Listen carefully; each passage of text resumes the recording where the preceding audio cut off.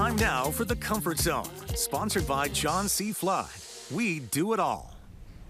Well, summers get hot here in our region, and here with tips on how to keep your house cool is our good friend Chris Thompson from John C. Flood. Welcome back. Great to have you here, my friend. Fantastic to be back. I think these are all things that people can use because we all use air conditioning. We're all trying to keep our houses cool, but I don't know if we're always doing the right things. You'd be surprised how often that is the case. Yeah, so let's start with the basement. Yeah.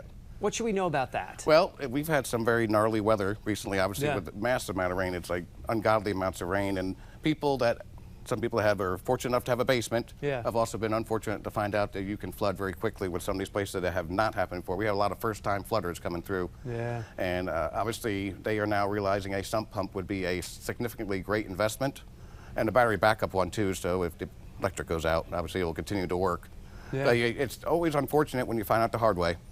So make sure you have a sump pump and a working sump pump that can handle the rain. Right. Yeah. Especially the rain we've been having, yes. What about our outdoor condensers or our air conditioning units that sit outside? Well, that's what's taking the heat from inside your home and bringing it out, and it's cooling it. So it's basically requires circulation.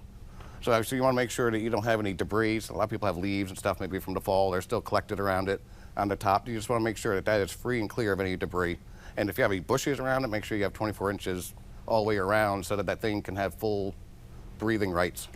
I honestly think, I'm thinking of my parents' house right now, I think they have bushes surrounding their air conditioning units. That's why we have these chats. I love this. I'm learning something new here. Right. We have had some pretty intense storms in our region this summer. So yeah. Surges happen with lightning. How do you protect against that? Well, you get a whole home surge protection, which is also very valuable because obviously with some of these storms we haven't, there's been crazy lightning. Yeah. And we've also had a lot of people that have been either right near their home or have hit their home.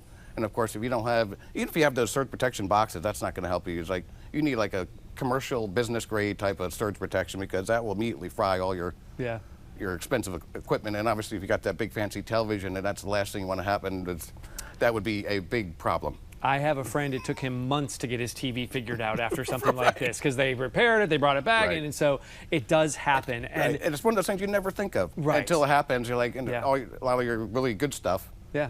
I mean, like your espresso machine, you don't want that going down. That's a problem. Yeah, from the sump pump to the outdoor condensers to making sure you have surge protection. These are all kind of investments that you make ahead of time to, again, avoid those big costs later. Right. So sometimes people say, I don't know if I want to make that investment right now, but it really is worth it. Oh yeah, 100%, because when you're finding this out, it's already happened.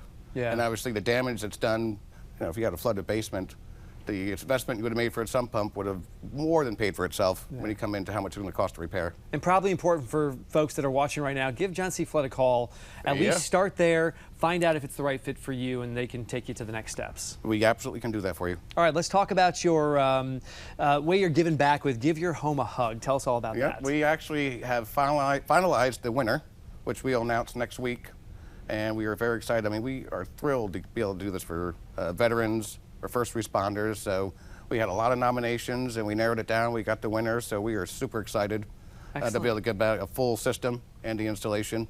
And this particular person has not had air conditioning for like 6 or 7 years. Wow. And been using window units. So it's a big plus for somebody like that. So anytime we can give back, it's a win for everybody. And we're looking at the previous year's winner on the screen right now. Well, why is it so important for John C. Flood to be involved in campaigns like this? Well, it's the same thing. It's like there are a lot of people here that struggle, and they're your veterans and first responders, which are crucial to our communities. Yeah. And they live in our communities, and obviously some of them fall in hard times. It happens. I mean, there's a lot of issues right now with finances and that sort of thing, and people just get backwards and they just need some help. And if we can do that, we are happy to do so. And if you're in a position where you can do that, I think it behooves you to step up and give back to communities that you're serving. Yeah, well, we thank you for doing that.